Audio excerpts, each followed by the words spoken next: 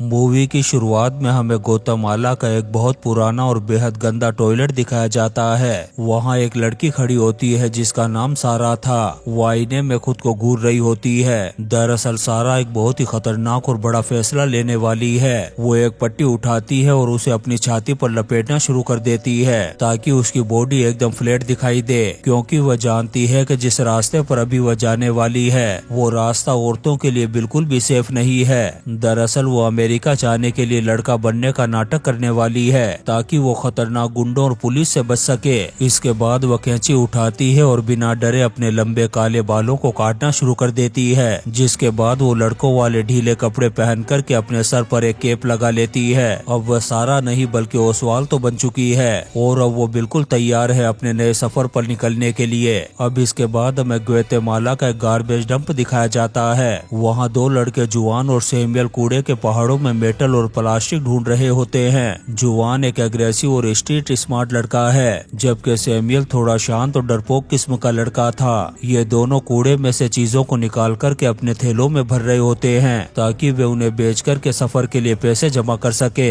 काम खत्म करने के बाद वो दोनों एक टूटी हुई दीवार पर जाकर के बैठ जाते हैं और बातें करने लगते हैं अपने प्लान के बारे में। जुआन सैमुअल से कहता है कि हम कल सुबह निकलेंगे, क्या तुम तैयार हो? सैमुअल थोड़ा हिचकिचाता है और जुआन से कहता है कि मैंने सुना है रास्ते में लोग मर जाते हैं, लेकिन जुआन उसे समझाता है कि यहाँ रहकर के भी हम मर ही रहे हैं, वहाँ कम से कम हमारे पास पैसा तो होगा। इसके बाद तीनों दोस्त मिलते हैं और अंधेरे में बस स्टैंड की तरफ चल पड़ते हैं। ये लोग एक पुरानी और खचाखच भरी हुई बस में सवार हो जाते हैं जो इन्हें बॉर्डर की तरफ ले जाएगी। बस का सफर काफी लंबा और थका देने वाला होता है। ये लोग भीड़ में खड़े होते हैं। रास्ते में ग्वाटेमाला के करीब गांव और सूखे खेत दिखाई देते हैं।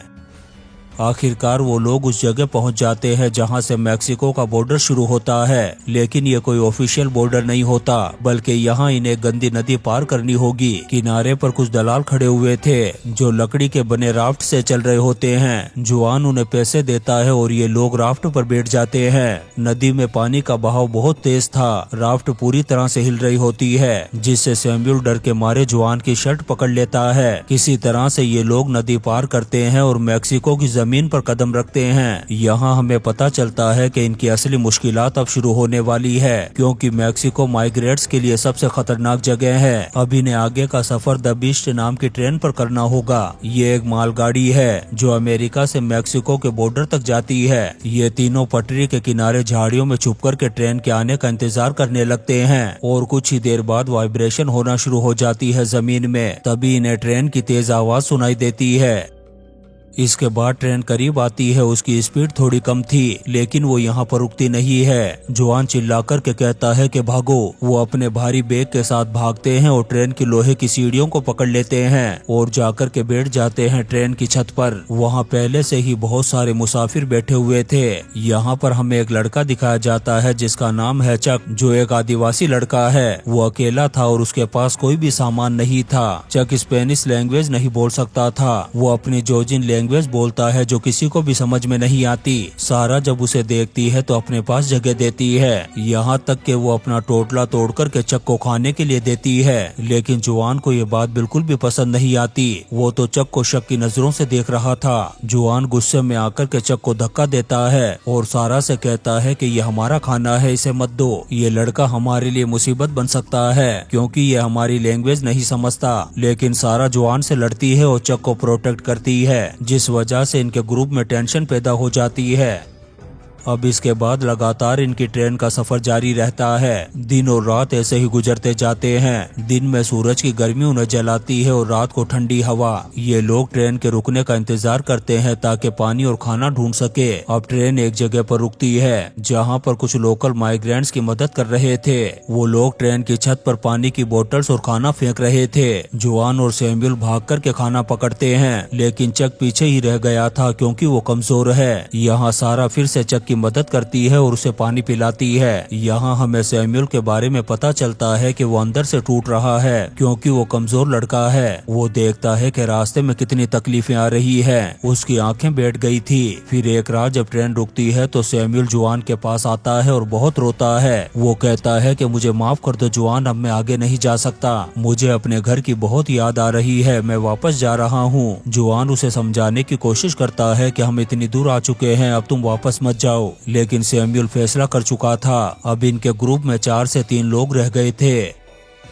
अब इसके बाद जुआन चक पर गुस्सा निकालता है क्योंकि उसे लग रहा था कि चक की वजह से सैमुअल चला गया। जुआन चक के जूते छीन लेता है और उसे ट्रेन से नीचे फेंक देता है। चक अब नंगे पांव हो चुका था, लेकिन अब वो कुछ बोल नहीं पाता क्योंकि कोई भी उसकी जबान नहीं जानता था। चक के पास एक चाकू होता है, वो उसे निकालता है ताकि जुआन को डरा सके। दोनों के बीच में लड़ाई शुरू होने ही वाली थी, लेकिन सारा बीच में आ जाती है। सारा जुआन को डांटती है और चक के पास आकर के बैठ जाती है। धीरे धीरे सारा और चक के बीच में एक अनोखा रिश्ता बनने लगता है। चक अब सारा को पसंद करने लगा था, हालांकि उसे लगता है कि सारा एक लड़का है। ये दोनों इशारे में बातें करते हैं। चक सारा को अपनी ड्राइंग दिखाता है। एक दिन जब वो लोग ट्रेन से उतर कर के पैदल चल रहे होते हैं, तब चक आसमान की तरफ इशारा करता है और बर्फ के बारे में पूछता है। दरअसल वो जानना चाहता था कि क्या अमेरिका में बर्फ गिरती है। सारा मुस्कुरा कर के इशारा करती है कि हाँ, वहाँ बर्फ गिरती है। अब इसके बाद ट्रेन रात को जंगल के बीच से गुजर रही थी। तभी अचानक से ब्लड लाइट्स जलती है और पुलिस की गाड़ियां आ जाती है सायरन बजाते हुए। पुलिस वाले चिल्लाते हैं कि रुक जाओ और सब नीचे उतरो।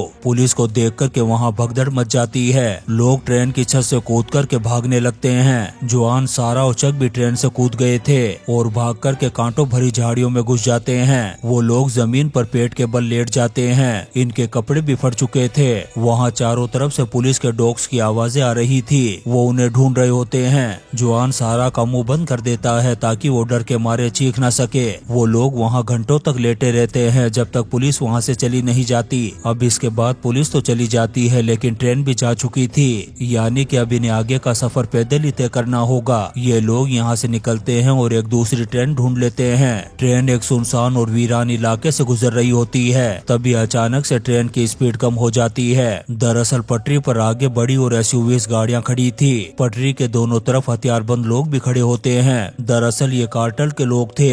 इनका काम ये माइग्रेंट्स को लूटना है। ये गुंडे ट्रेन की छत पर चढ़ाते हैं। इनके दिल में रहम नाम की कोई भी चीज नहीं होती।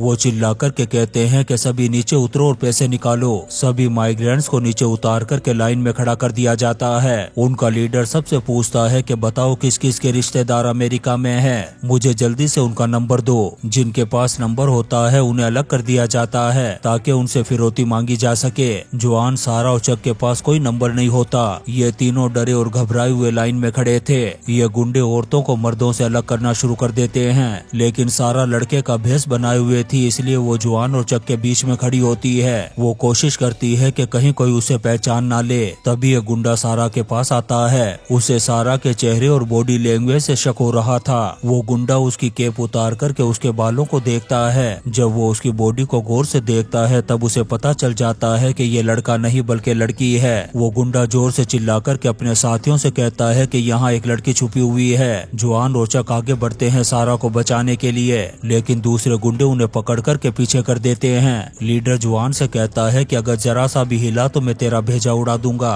वो गुंडा सारा को पकड़ कर के अलग ले जाता है। सारा रोते हुए जुआन और चक की तरफ मदद के लिए हाथ बढ़ाती है, लेकिन जुआन कुछ नहीं कर सकता, वो लाचार था। चक गुस्से में आकर के अपना चाकू निकालने की कोशिश करता है, लेकिन गुंडे उसे लात मार कर के गिरा देते हैं नीचे। उधर वो गुंडे सारा और दूसरी औरतों को गाड़ी में बिठाते हैं। सारा आखिरी बार जुआन को देखती है। उसका चेहरा डर और मायूसी से भरा हुआ था। इसके बाद वो गाड़ियां सारा को हमेशा के लिए लेकर के यहाँ से चली जाती हैं। जुआन और चोक वहीं जमीन पर पड़े रह जाते हैं। सारा अब जा चुकी है और इन्हें पता है कि अब वो कभी वापस नहीं आएगी। कार्टेल के लोग औरतों को बेच देते हैं, उन्हें कभी ढूंढा नहीं जा सकता। जुआन और चक अब दोनों ही अकेले रह गए थे। इनके बीच में वो शक, लड़ाई और नफरत खत्म हो चुकी थी। अब ये दोनों पैदल ही चलना शुरू कर देते हैं। काफी देर चलने के बाद ये लोग मैक्सिको के सबसे खतरनाक इलाके में पहुंच गए थे, जिसे डेथ जोन कहा जाता है। आखिरकार ये लोग यूएसए के बॉर्डर तक पहुंच जाते हैं। चक को लगने लगता है कि वो वहां पर पहुंच गए। उसकी आंखों में चमक आ जाती है। जैसे ही ये बॉर्डर के करीब पहुंचते हैं तभी गोली चलने की आवाज सुनाई देती है। अचानक से चक रुक जाता है और जमीन पर गिर जाता है। दरअसल उसे स्नाइपर ने गोली मार दी थी। ये देखकर के जुआन डर के मारे जमीन पर लेट जाता है। चक अपनी जिंदगी की आखिरी सांसें ले रहा था। जुआन रेंगता हुआ चक के पास जाता है, लेकिन थोड़ी ही देर में चक की मौत हो जाती है। जुआन के पास रोने का भी वक्त नहीं था। अगर वो यहाँ रुका तो मारा जाएगा। वो एक बहुत ही मुश्किल फैसला लेता है। वो चक की जेब से पैसे और जरूरी सामान निकाल लेता है। इसके बाद वो रेंगता हुआ आगे बढ़ता है और बॉर्डर को पार कर लेता है, लेकिन उसने अपना सब कुछ खो दिया था। अब इसके बाद हमें कुछ वक्त बाद का मंजर दिखाया जाता है। जुआन अब यूएसए में है। वो अकेला है, उसके साथ कोई भी नहीं था। वो एक मीट पैकिंग फैक्ट्री में काम कर रहा था। वहाँ बहुत ज्यादा ठंड होती है। जुआन जमीन पर कचरा साफ कर रहा था। उसकी आंखों में वो चमक नहीं थी जो पहले हुआ करती थी। उसका वो गोल्डन ड्रीम जिसकी वजह से उसने सारा को खोया। सैमुअल उससे बिछड़ गया और चक भी मारा गया, और अब उसे बंद ठंडे कमरे में जानवरों की तरह काम करना पड़ रहा है। वह काम करते करते रुकता है और छत की तरफ देखता है, जहाँ से बर्फ के छोटे छोटे टुकड़े गिर रहे थे, जो बिल्कुल असली बर्फ की तरह लग रहे थे। उन्हें देख करके उसे चक की याद आती है, क्योंकि चक का सपना था कि बर्फ देखे। जुआन की आंखों में आंसू होते हैं और चारों तरफ एक गहरा सन्नाटा। वो कैमरे की तरफ देखता है जैसे उसने अपनी मंजिल पा ली, लेकिन सोल खो दी। और इसी सीन को दिखाते हुए शानदार मूवी द गोल्डन ड्रीम खत्म हो जाती है। दोस्तों, हम आपके लिए ऐसी ही इंटरेस्टिंग मूवीज एक्सप्लेन करते रहेंगे, तो आप चैनल को सब्सक्राइब जरूर करें और लाइक और कमेंट्स भी करें। Thank you.